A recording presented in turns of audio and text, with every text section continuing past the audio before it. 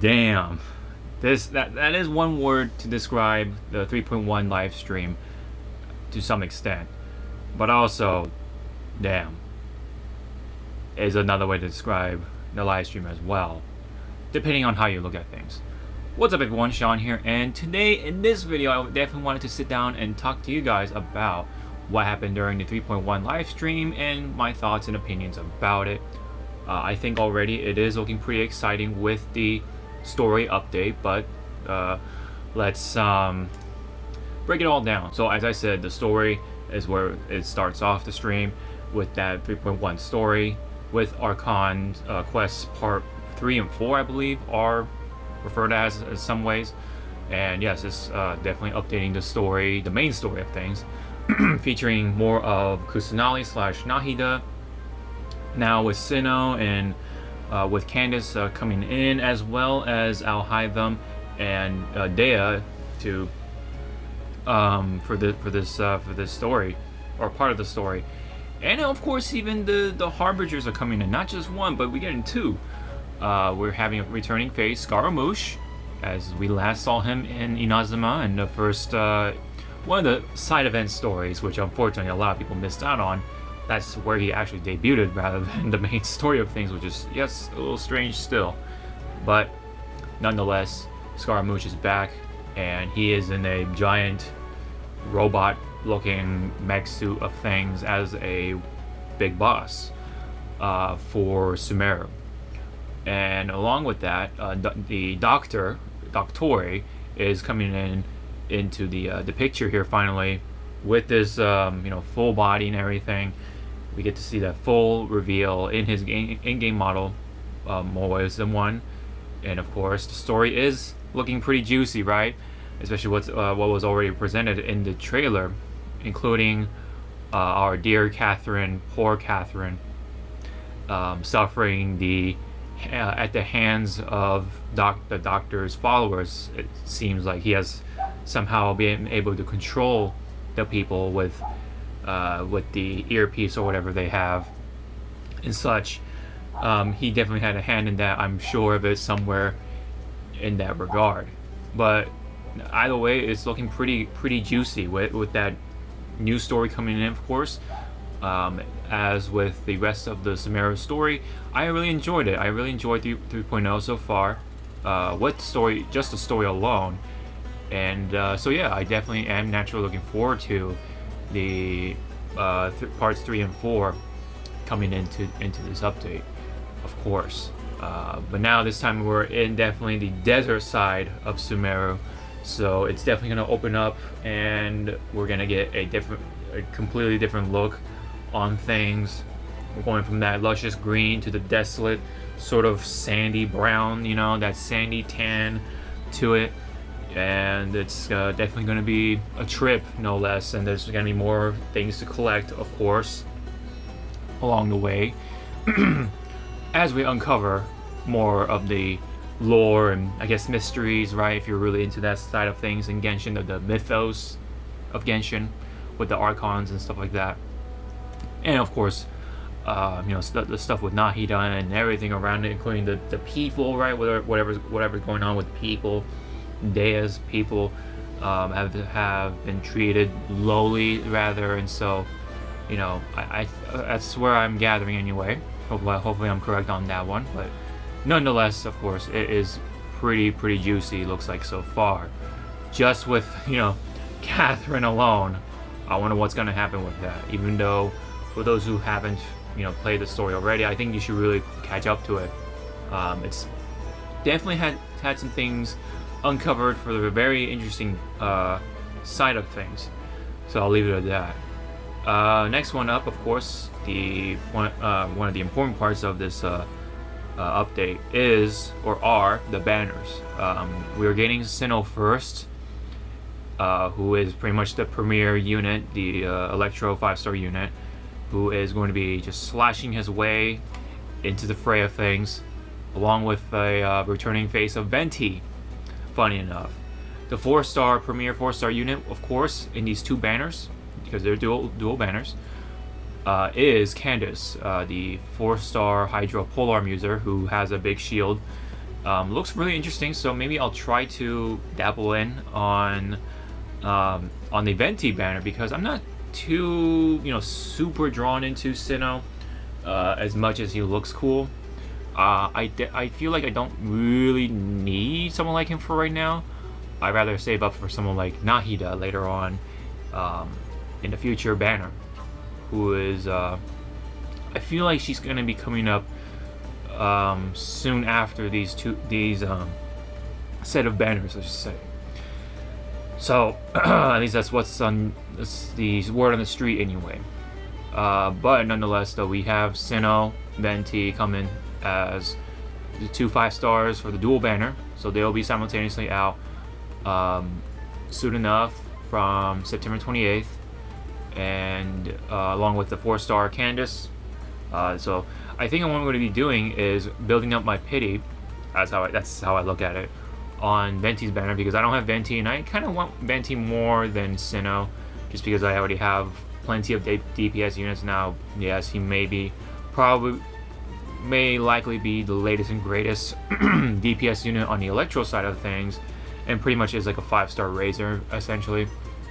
But I don't really feel like I need a DPS unit, so to say. I'd rather have like an interesting support unit, so to say, like Nahida, for example. And then so if I happen to have a chance to get Venti, that would mean I'd be one step closer to be having all the Archons in my roster. So I'd rather go for the Archon excuse me, I'd rather go for the Archons rather than the other units. That's just my sort of philosophy on things. So that's pretty much like the gist of my battle plan anyway, when it comes to like banners and summoning and stuff like that. I have been saving up, of course, ever since I got my Kokomi. She's already leveled up and everything, so she is doing work. She is definitely helping me out on the field, and the Abyss, of course. I love using her in the Dendro Electro team with Shinobu. Shinobu is getting a lot of mileage right now. She is definitely getting the most mileage in this particular update because of Dendro, and it's really cool of how, if you build it right, it's going to be really, really good. At least for a good while anyway. When it comes to the other parts of the banner, we have, of course, Nilo and surprisingly Albedo. There was some stuff that was reporting that it was going to be a different character, and I didn't think it would be Albedo. Let's just put it that way. But it is enticing, tempting, but because I have a Geo team, with Arataki Ito and Goro and Yunjin and of course Zhongli. But having Albedo would be really nice in that edition, but I'll hold off for that much longer, and unfortunately I'll have to miss out on Nilo unless I'll be willing to put down money. But I'm not gonna do that. Not gonna go too crazy, especially with 3.1 resetting my top up bonus. So that means I rather pretty much put that into Nahida, because she's an Archon, and so she's gonna likely be more powerful than a lot of the other units, right? Naturally. So she's gonna be she seems like she's gonna be a very powerful healing unit of sorts, because she does heal in the story.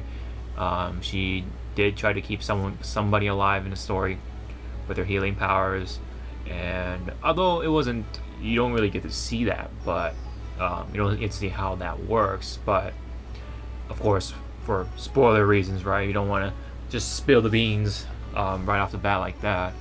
But nonetheless, I feel like Nahida is going to be a very powerful unit nonetheless, and so I think saving up the top-up bonuses for her will be more optimal than anything. As much as I would love to have someone like Nilo, because she is very adorable looking, she looks cute. I like the whole dancing thing she has, her movement and stuff like that. Her animations are looking really good. Along with Sinnoh, and even Candace looks pretty cool as well. So again, I'm probably going to be mostly skipping out on most of the banners except for Venti, just because I could possibly pick up Venti. He could probably spook me or something like that. But what I'm really going for is Candace, while building up pity. So I'll probably do like 3 to 4 summons, and that'll be it. Now, if I get a 5-star along the way and it's not Venti, hey, that means I have a guaranteed, and there you go. I'm pretty much set for Nahida. So I'm gonna be saving that hard pity for, of course, the Dendro Archon. So that's just how I've been looking at it, and that's pretty much the battle plan. Again, that's the how I've been feeling about the banners that are coming up for 3.1. Now, for the most part, I think though with the individual units that are coming in, like Sinnoh looks really cool. Like I said, Nilo looks adorable. Candace looks pretty interesting, you know, with the shield and her buff with normal attack and Hydro, so to say, with the rest of the party. So I think that would be a pretty interesting sort of ability to try to incorporate that into some teams. So she kind of is like a Hydro Yunjin, so to say. Yunjin is more associated with Geo, but also I think she just buffs normal attacks just regularly, right? Just regular normal attacks. Doesn't add Geo element in particular, but with Candace, she does add Hydro into everyone else while buffing the normal attack stats as well. So that means you'll already be working really well with someone like Ayato.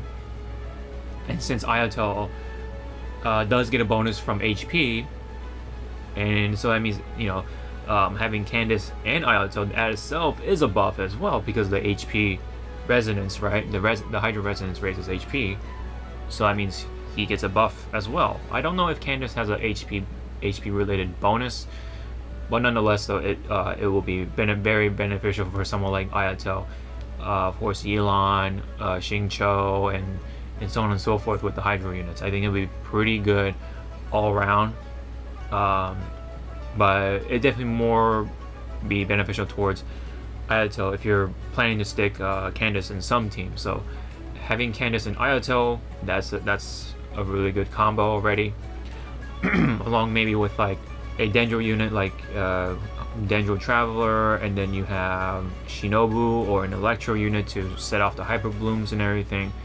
That would be pretty effective. Pretty effective team of that itself already. So I think that would be a pretty fun team to try out. You know, since Ayato benefits from normal attacks and Hydro, of course, and the HP resonance, right? That's a nice little combo there already. With that said, hopefully I get Candace. If I don't, it's okay, because 4 stars are permanently in the rotation. Now, it will be harder to get Candace after that, but whenever she comes back around, I think that'll be fine. But I'll definitely eventually get Candace. And speaking of eventually, we have to remember that Tighnari is going to be in the standard rotation soon as 3.1 drops. So he'll be in the standard rotation. So I've been saving up my standard wishes so for this particular thing. So once 3.1 drops, I'm going to be dropping my standard wishes and hoped for that little chance of getting Tighnari within those wishes. But eventually I'll perhaps get him. That is also the battle plan of things on that side as well. But overall, it's looking pretty good already in that regard. Not only with the story, but with the characters, of course. They all look pretty cool in their own right. Sinnoh, Nilo, and Candace. And hopefully we can get their stories and stuff like that, and check out everything else as well. On top of what else is coming for 3.1 as well. I mean, of course there are the weapons, right? But that's always a trap. Don't really chase for that unless you really are confident you're going to be sticking with someone like, Sinnoh and stuff like that, and of course Nilo, I think, because she also has a 5-star weapon somewhere in those banners, right? I think the the 2 weapons are going to be the same banner. The 2 new weapons, the sword and the polearm, are going to be the same banner, hopefully. And the new 4-star weapons, I don't know if those are in the forge or they're going to be in the banner as well. But it looks like from what it sounds like, you're going to be the limited time 4-star weapons for whatever banner, right? So if you want them, you got probably should go grab them. But I'll probably likely skip on that because I want to squeeze in as much as I can with more characters than anything, including Candace, of course, and then of course with Nahida in the future.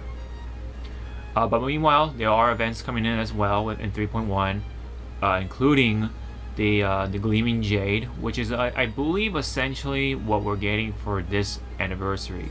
And this is where my disappointment comes in. When I said damn, right? You would think that I mean it's definitely not entirely the same with the last and the first, of course, anniversary event of Genshin. It was essentially nothing.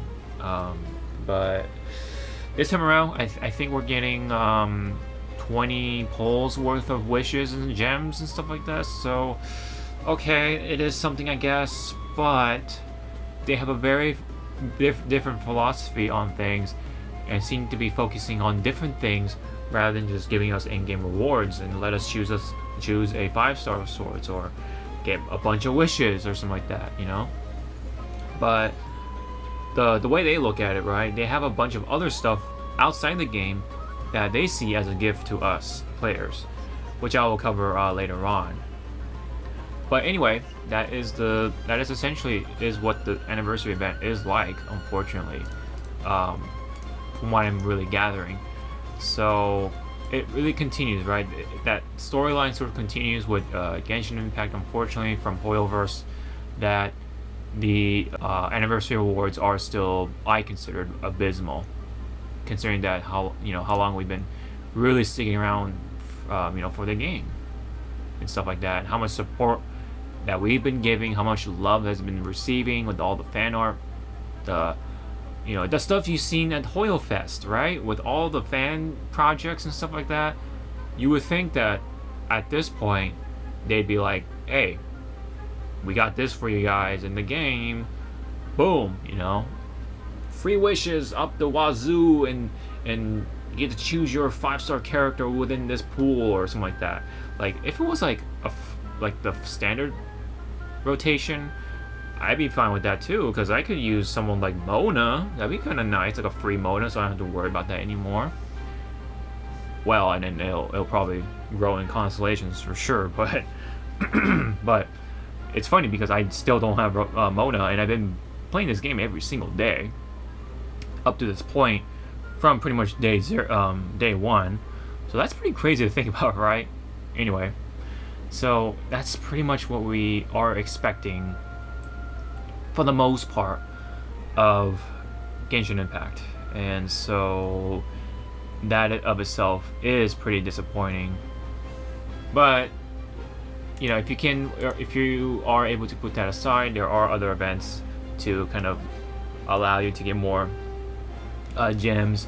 There's a bunch of them, including the Ballads and Brews, which is featuring and main starring Razor of all characters. He's back, right, essentially. And what's even more interesting on top of that is Razor is going to have his own story. They're going to reveal where he's coming from what it sounds like. So it's going to be featuring Klee as well. So it's going to be very adorable, that of itself already, and featuring other characters like Benti, for example. So it'll be a pretty fun story to go through, because it is featuring Razor after all. So I'm glad that he's getting that love. He had his birthday celebration as of recent, so it is nice to see him getting the love. He's pretty much the poster boy of that event, along with Klee being on that artwork as well, running together, right, hand holding and everything, very adorable, and I definitely would look forward to that, because Razor is something of a special unit of himself, because he was the very first unit I really wanted during my first days of Genshin. He was really cool looking. I really liked his abilities, his attacks and everything. Unfortunately, he did fall off after that. I have not used him since, but he's got a special place in my Genshin Impact playing heart, and so it does feel really good to see him getting that treatment, and hopefully in the future other characters will get that sort of treatment as well. So, but for right now, it's looking really cool. I definitely look forward to it. Also, there is the Wind Chaser stuff. There's also the Hyakunin Ikki rerun and Star Seeker stuff and the Endless Journey stuff, which is basically kind of like the other part of the anniversary event within Genshin Impact as well. So again, is that itself is pretty disappointing. There's not really much to it. But meanwhile, back around with the 3.1 update stuff in the main game of things, we are getting a new boss. I believe it's the Arrow Blight Drake, and then we're gonna get another update involving with another enemy. It's it's like an autonomous robot. So I think the nickname people like to call him is Asmin. That's funny enough. The algorithm of semi-intransient matrix of overseer network. So Asmin. Pretty kind of a mouthful, don't you think? Anyway, there is that. There is also newer, sort of that lesser enemies like the primal constructs, more like machine-like enemies. They're kind of like the variation of what we already have with the little ruin guardians and stuff like that. The little ones, right? They're kind of a variation of that one. Yeah, I believe that's pretty much it on those sides of things. And then there's the big one, right? So there are other little bits of things to know that are worth knowing. If you have been the one of the earlier levels in the Spiral Abyss, you are then rewarded with another Kole, which is actually kind of nice because for me, she's going to be C2, which is when she kind of opens up a little more because she can apply more Dendro from her skill, I believe. I think that's the correct constellation effect. But C2 is nice nonetheless. I definitely could use another Kole. So to get her C2. I already have her C1 with the recharge thing. But it is nice to see that happening. I think, I guess if you don't have Dendro Traveler at the moment for some reason, even though you should, he's really good, or she is really good as well. Kole is a nice additional thing because having 2 Dendro units on the team is actually pretty nice, especially if you build the whole team right at that. But yeah, now we can get to the big one, which is Genshin is getting an anime. Wow! So that of itself is pretty crazy to think about because it's only in the second year, and already Genshin Impact is getting an anime. This game or this franchise has gotten an anime quicker than something like Honkai Impact and some of the other really big gacha RPGs out there. Mobile games, of course. So, to be fair, yeah, it is good to try to get that out there really quick while, Genshin Impact is still riding on its high horse. So the popularity is just only going to get more popular, right? It's only going to grow, bigger at that. The rich get richer sort of situation. But here's the kicker, right?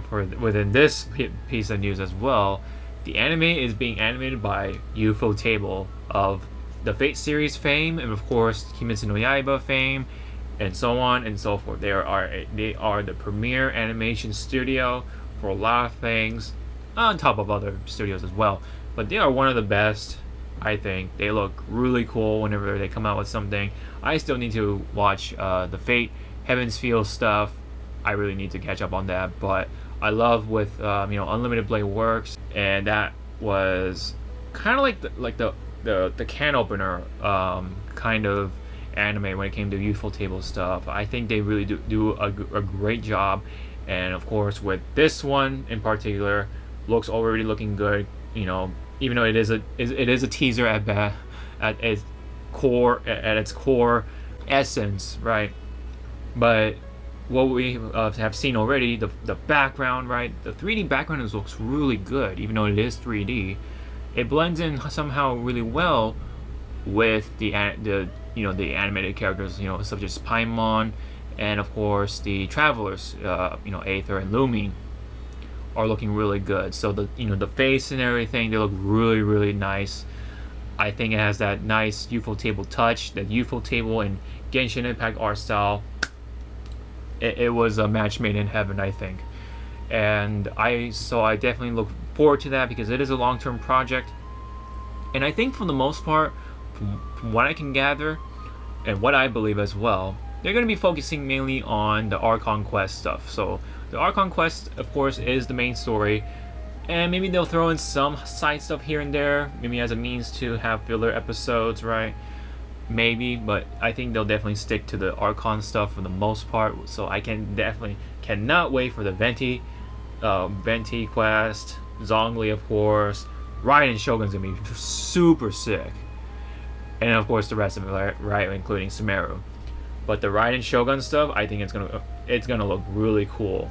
In case people have those the naysayers, right, of Inazuma.